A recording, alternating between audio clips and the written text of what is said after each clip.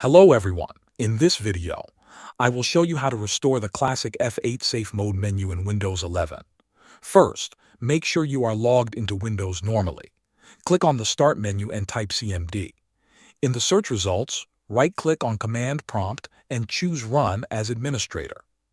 If you see a User Account Control message, click Yes. When the Command Prompt window opens, you need to enter the first command. Type bcd edit space /set space curly bracket boot mgr curly bracket space display boot menu space yes. Press enter on your keyboard. After a moment, you should see a message that the operation completed successfully. Now type the second command.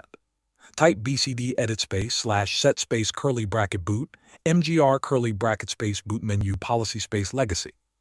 Press enter again. You should see the same success message. Once both commands are entered, you can close the command prompt window. Restart your computer normally. As your PC starts up, repeatedly press the F8 key on your keyboard. If everything worked correctly, you will see the classic Windows boot menu. Thanks for watching.